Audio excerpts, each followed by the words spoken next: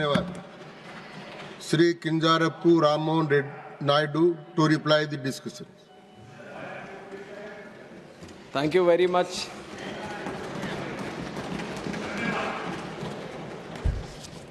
Thank you very much, sir, for giving me the opportunity. And in fact, I would like to start by giving my thanks to all the speakers who have participated in this important bill. And right from Syed Nasir Hussain ji, Raghav Chadda ji, Shambhu Patel ji, Sagarika Ghosh ji, Kanimoy ji, Ghanshyam Tiwari ji, Ramji Lal Suman ji, Niranjan Reddy ji, Shri Brijlal ji, Sulata Dev ji, HD, former Prime Minister who is also here, HD Devegowda ji, Fauzia Khan ji, Santosh Kumar ji, Bhim Singh ji, Haris Biran ji, Geeta Chandra Prabha ji, A. Rahim ji, Parmal Salam Singh ji, Mission Ranjan Das ji, Ramchandra Jangra ji, Ajit Madhavrao ji, Priyanka Chaturvedi ji and Sushmita Dev ji. And I thank each and everyone who has heartfully participated in this debate. And through this debate, many suggestions which are very, very important for us as a ministry to know. Some of the feedback is very, very important for us to know that has come through all the speakers. And some have maybe crossed the line a little bit and used this debate for their own political purposes. I would not delve too deep into that because that is something the opposition, it has a right to do it and it keeps doing it all the time. But I'll keep the debate very positive and I'd like to comment on all the important suggestions that have come in. And I would like to start also by addressing the elephant in the room, which is about the name of the act, Bharatiya Vayuyan Vidhayak. I also understand that it might be a little difficult thing to pronounce for a lot of people. गले में अटकता होगा ये, और कोई शर्मिंदा की बात नहीं है इसमें. कोई ये ऐसे वो शर्मिंदा होने की कोई बात नहीं है. This is something you have to know the intention with which the government has put this name. That is ये है कि भारत की जो विरासत है, संस्कृति है, जो पहचान है, उसको दिखाने की, दर्शाने की एक प्रयत्न ये 3 वर्ड अभी रखने की है. इसमें कोई कॉन्स्टिट्यूशनल वायलेशन कहीं पे भी नहीं है. जो भी आर्टिकल्स मेंशन किए गए हैं, उसका कोई भी कहीं पे भी उसका opposition या कुछ किया नहीं है. One of them is Article 348(1) has been mentioned, which is about the authoritative text. That is definitely in English, it is there. And also the bill is, it's been mentioned about Article 120, but that also there is no violation about it. And the official language act also, it is in accordance with it. So there is no point of constitution, but there might be a feeling that something has been imposed. And I also am a very proud Telugu person. I speak Telugu language, I write Telugu language, and I am proud of my culture and my upbringing. So you might be questioning, you are a Telugu person, how can you allow this kind of this thing? अरे हमारे तेलुगु में भी भारत तो भारत ही बोलते हैं. Vayu is also a Telugu word. So Bharatiya Vayuyan Vidhayak becomes half Telugu for me also. So it is a mixture of all the languages here. It is like everyone coming together, we want to this thing.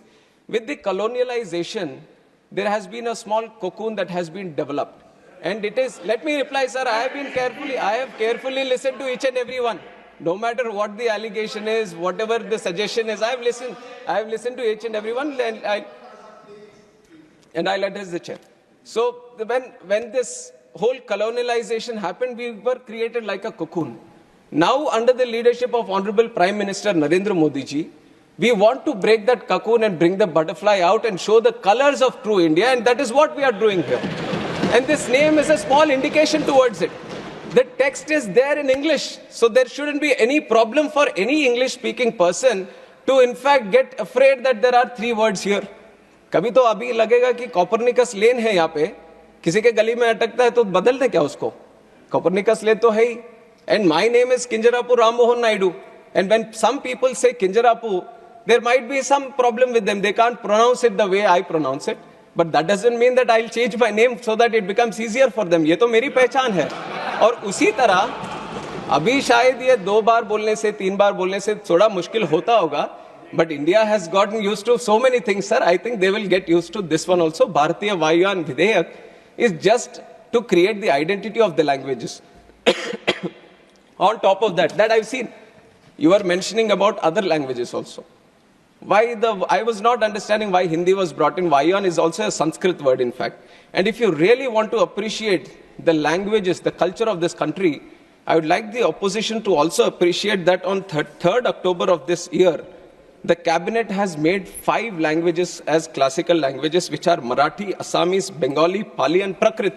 If you really love the languages, you should appreciate the decision of the government and how much this NDA government protects and promotes the languages of India.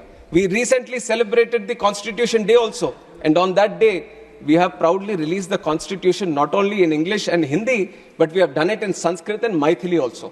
So you see that there is a whole conscious effort that all the languages should be given their importance, all the languages should be protected, and all the languages should be promoted. I think this is one point that I wanted to make regarding the language debate that has been going on, sir.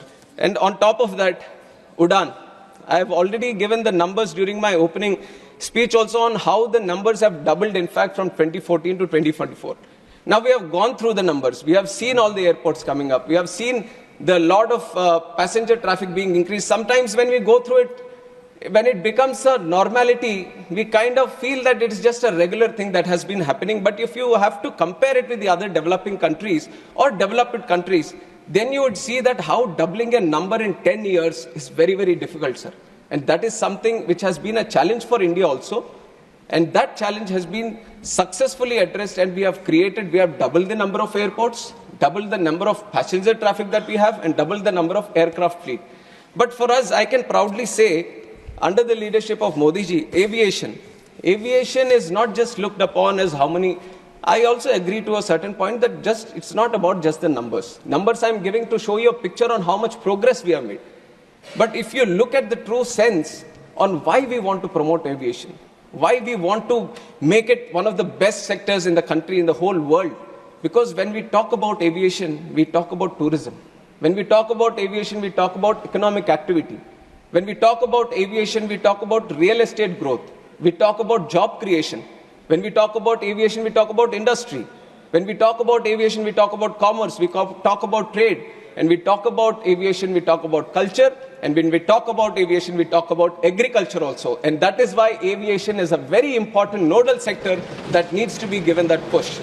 And with this idea, I'll get some water, sir. Please. And it is with this idea that the whole aviation sector has been thoroughly, deeply understood on what the true potential India can have. And we have seen that there are multiple gaps also.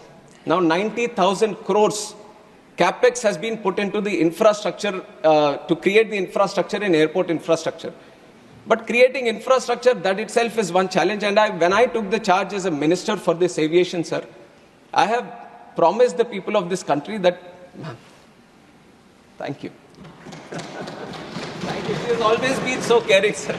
Like a mother, always. Thank you, ma'am.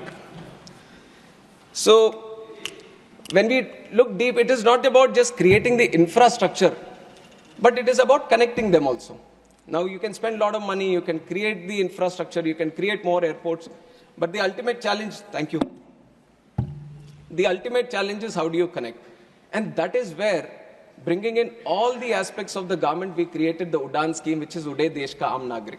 Through the Udan scheme, the challenge of these airlines, because it is a market-driven industry, where they feel there might be a non-viability in running a route, the government has taken the responsibility a little bit on himself, and it has said that why don't we provide the viability gap funding? It was the first time that it has been done at such a large scale, and through the Udan scheme, now we have started 609 routes in the country in just 8 years span of time. Nowhere in the world you would have seen such a scheme, which has been run by the government itself, so that the non-viable routes, the airlines can come and start the routes and facilitating the routes. And we have operationalized 86 airports under Udan. And out of these 86 airports, 20 were underserved, but 66 airports were totally unserved. What I mean by unserved is that not a single flight was going to these airports. But that was a challenge the government has taken up. Now we have constructed the airports, but we have to start the airline connectivity also. And through the Udan scheme, we have given the viability gap funding, and we were able to run all these airports. We were giving them those connections, which was very, very required for the people of that state or of that region or of the airport. And we have operationalized 86. And we can proudly say that Udan has been a real success story of the Indian aviation which are showcasing to the whole world under the leadership of Narendra Modi ji.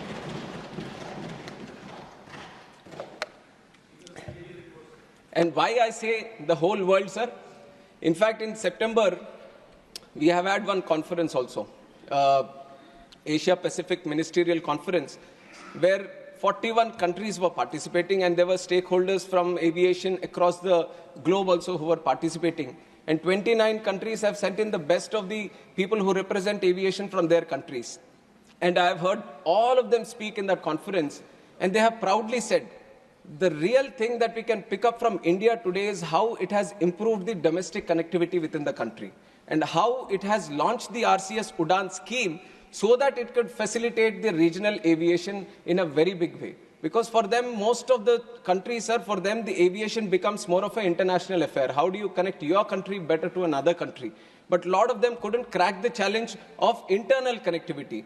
But now with this UDAN scheme, we are showcasing it to the world that a little push, a little commitment from the government, you can create wonders, and that is what we have done through the UDAN scheme. And now through the UDAN scheme, we have kind of addressed the accessibility. Now the other thing that I mentioned after taking charge as a minister was that I want to bring in affordability also. And I understand all the concerns that each and every member has raised regarding the airfares. I am also a citizen of this country, and I was also a member, and before member I was also a passenger. So I know one of the challenges that the people of this country face when they're traveling, and I understand the true spirit in which people would have spoken about the airfares also. But you have to understand that airfares regulation is, this debate has been there for quite some time, sir, and internationally also the process that they follow is they keep the aviation air ticket mechanism as a very deregulated sector, because that is how the whole sector moves forward. That is how there is a win-win situation for everyone. The market plays its game, and everyone gets facilitated in the process, and this is an international procedure. Nowhere in the world, any country has been regulating the air prices and seeing a progress in aviation. Everyone has a very deregulated sector only. And in fact, in our country also, at one point of time, there was a regulation on the airfares through the Air Corporations Act. Now, when was this Air Corporations Act taken out? It was in the year 1994 that the then government, that the then leaders thought, if the aviation needs a real push, then we have to deregulate, and that is when the deregulation happened. In 1994, the Air Corporations Act was taken away, in which it was mentioned that air caps need to be capped. So after that, it has been a free market. It has been a market with a dynamic airfare mechanism happening. And now, if you see, I have another report also, because many reports have mentioned, and we have done. I have also been thoroughly studying on the airfare mechanism. And we within the ministry, I would like to tell the whole House and the people of this country that from the ministry, we also monitor the prices. We have a tariff monitoring unit under our DGCA, which thoroughly looks after each and every fare that is happening in. और UPI में धन्यवाद sir. Thank you. Shri Midhun Reddy. Thank you, sir. The banking sector is growing at a phenomenal pace, and hopefully these changes, these amendments, what the Honorable Finance Minister has brought, they'll help us keep up the pace. Sir, she has brought some key positive reforms, firstly on auditor accountability, and then on simplified reporting, advocating a uniform filing schedule on 15th and the last day of every month. So this will reduce a lot of administrative bottlenecks. Then on flexibility for depositors, and also broader credit access in raising the threshold for substantial interest from 5 lakhs to 2 crores. So all these are in the, actually we should say that all these help our banking sector. And I have a few suggestions to make, sir. One is regarding the farmers and MSME sector. 62% of the country, of the people of our country are dependent on agriculture, and farmers are very important for the prosperity of our country. So a lot has been said about farmers, and there have been so many schemes where they're given loans with credit waiver and subsidies and even collateral-free loans. But not much is happening on the ground, even for MSME, sir. If we have to create more jobs, the MSME sector has to be supported in a proper way. So if you see, if we can provide incentives to commercial banks in the form of tax rebates or refunds for diversified credits to selected MSME sectors, low-scale farmers, etc., this might help the credit supply to the at the banking end, and it will help both the farming community and the MSME sector. And sir, one more issue, important issue I would like to bring to the notice of the Honorable Minister is that if you see student loans, sir, they contribute to the highest portion of non-performing loans as of this year, as per RBI's Financial Stability Report, July 2024. This is because we have not structured education loans in a proper way, and we are giving them as personal loans. So we as a country have the highest percentage of youth compared to any other country in the world. So without proper education to our children, our country is not going to go in the right direction. So I request the Honorable Finance Minister to create a structure so that all these NPS are taken care of and the students get the flexibility of repayment without having the pressure of being an NPA account, sir. Sir, and one more thing, I would like to talk about Andhrapradesh agreement with SECI, sir, for the power. So there is a Telugu saying which says that which says that one person said